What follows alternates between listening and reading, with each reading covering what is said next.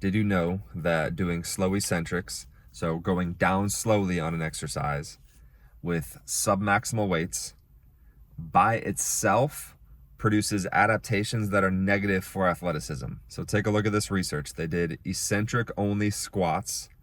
One group went down fast and stopped with 70% of max, and one group went down slowly and stopped with 90% of max.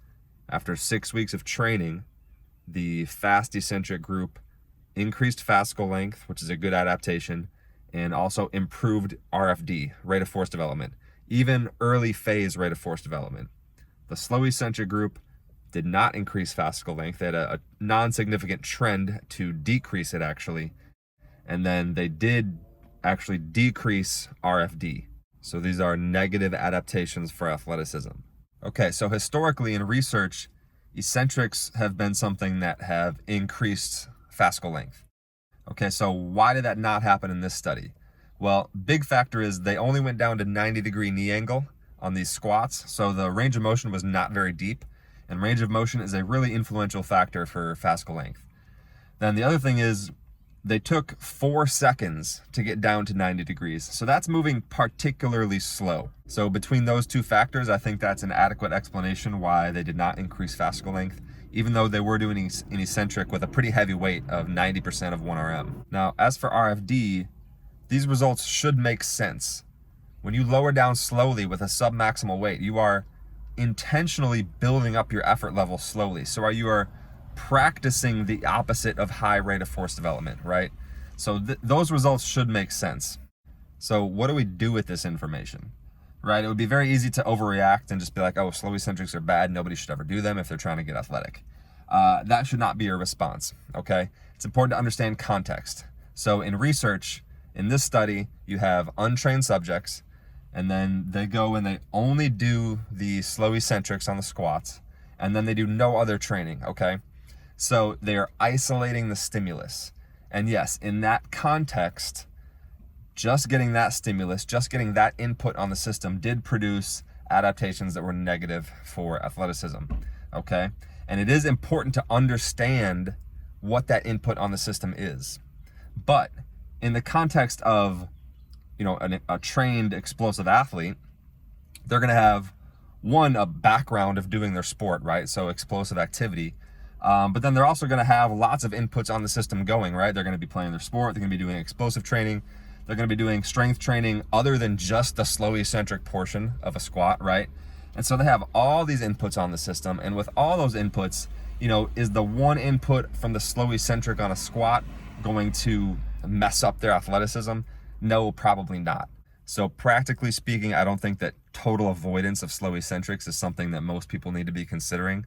I would say though that it's probably wise to use them in moderation. So you wouldn't just say, I'm going to do slow eccentrics on most of my lifts all year long, right? That would be maybe getting too much of that slow RFD input on the system. So yeah, just using them in moderation was probably a more reasonable response to this study. Now I will say for athletes who are particularly strong but not very athletic, you probably shouldn't be doing a lot of strength training, period. But in particular, slow eccentrics actually would be something you should probably avoid. So I posted this research on Instagram a while back, and as you can imagine, I got a bunch of questions in response. So that just kind of provoked this deep dive into eccentrics. So I ended up doing a whole series on them. I made, I think, 5 more videos on different types of eccentrics and adaptations, and shared a bunch more research. So the rest of this video is sharing all of those videos. Since my last post on slow eccentrics, I've had a number of people ask, what about super heavy eccentrics with weight beyond your max? And yeah, the short answer is heavier is better. So for example, if we look at fascicle length, there's a good amount of evidence that lowering weight, even close to your max, can increase fascicle length. And this becomes more clear as you get more extreme and go heavier and heavier. For example, this study looked at Nordics, which is a supramaximal exercise for almost everybody. And it found that doing Nordics twice per week for 8 weeks did indeed increase fascicle length in the hamstrings. And this was done on female professional soccer players, so that's more compelling than a study done on untrained subjects. So it seems that the input from heavy eccentrics is good for fascicle length. Of course, RFD is another topic. What is the effect on rate of force development from heavy eccentrics above your concentric max? Well, the overall conclusion of research is that you can improve RFD using concentric, isometric, or eccentric muscle action if you have explosive intent. Think for a second about supramaximal eccentrics on a compound movement like squat or split squat. That is not something that generally has explosive intent because you're actually plenty strong enough to lift that weight at the top of the movement. It's as you go down into a weaker position, then the weight becomes heavy, it becomes supramaximal eventually. So you end up with a really high effort level, but you build up to it gradually as you lower down into that weak position. So for that reason, this input by itself is not something that I would expect to be a good way to develop RFD. However, this is not a reason that athletes should not use this method because athletes would not be relying on just heavy lifting to develop RFD, right? They should be explosively trained by sprints, jumps, plyos, throws. And if you combine that with anything that makes you generally stronger, then it can have a positive effect on RFD, even if that strength method by itself would not necessarily. Heavy eccentrics, lowering down slowly, totally fine strength method to use. That being said, how would you do a heavy eccentric with explosive intent? Heavy eccentrics with explosive intent. So in research, they do eccentric overload with single joint exercises on a machine that forces the target muscle to lengthen against its will at a predetermined velocity. To get explosive intent, you just need a sudden onset of effort level from the participant. Now, this extreme type of training generally produces substantial adaptation, as you can imagine. For example, in this study, they did eccentric overload of the quads at a movement speed of 180 degrees per second at the knee.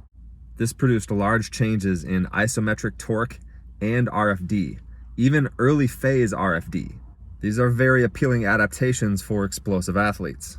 So how could we recreate this type of stimulus in a normal gym setting? Well, you might be able to do something similar with the help of a partner on a machine. It probably wouldn't be at 180 degrees per second, but something in the same realm. Or you could use momentum. So let's say you take 110% of your max on a lift, drop fast through the first half of the descent, and then try to stop the weight. All right, now you may or may not be able to stop it, but while it is forcing you down, it's going to be creating that eccentric overload. And you should have explosive intent because rather than slowly lowering into that weak position, you're dropping fast, so you're letting the weight fall and then suddenly trying to stop it as hard as you can. So you might be able to recreate this type of eccentric overload with explosive intent. However, if you can use momentum, do you even need to use supramaximal weight? Or could you just do this with regular weight? This takes us full circle back to the first study that I posted in the series on eccentrics, where they did fast eccentric squats, stopping at 90 degrees, with only 70% of max.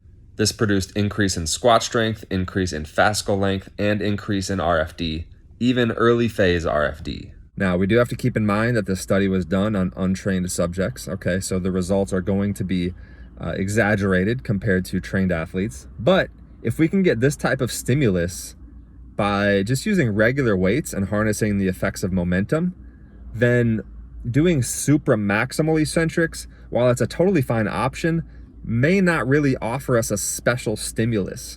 I previously stated that we can use momentum to create eccentric overload without having to use supramaximal weights. On this topic, have you ever heard of a flywheel? This is generally referred to as eccentric training or eccentric overload training, but have you ever thought about the fact that the flywheel doesn't actually weigh that much? This is momentum-based loading, using momentum to create overload. It's the same concept as going down fast in a barbell squat. There is a bunch of research to support the use of flywheels. In particular, we've been talking about using eccentric training to improve RFD. Here's a study where they used 6 weeks of flywheel training with male collegiate endurance runners, and they improved their squat jump and counter movement jump height and RFD. FG and CG here stand for flywheel group and control group. So if we can create eccentric overload and get these adaptations using just the weight of a flywheel, could we also just do it with body weight? Yes, absolutely. In certain exercises, you have explosive intent plus eccentric overload in particular muscles with just body weight. Sprints, jumps, and plyos feature fast, momentum-based loading of muscles. Now, is there eccentric overload? Is the muscle forced to lengthen? It depends on the exact movement and the exact muscle that you're talking about. And honestly, it's kind of hard to discern, right? Is it really just isometric muscle action? Or is there a brief moment of eccentric overload first? Or is it eccentric yielding followed by isometric followed by explosive concentric, right? It's kind of hard to say exactly, but we can look at the results or the adaptations from this type of loading. Consider sprinting and the hamstrings. The highest stress on the hamstrings in linear sprinting actually happens during the late swing phase. So we're not even talking about loading with body weight. It's actually just the weight of the leg. But the leg is moving fast and the hamstrings have to decelerate it. So it's momentum-based loading. Now, what are the adaptations? Here's a great study on this. They took athletes who were already doing their sport and put them on a general strength program that included RDL, which is an influential hamstring exercise. Then one group added Nordics twice per week, one group added linear sprinting twice per week, and one group did no additional hamstring work. The control group that did their sport plus RDL increased eccentric hamstring strength by an average of 13%.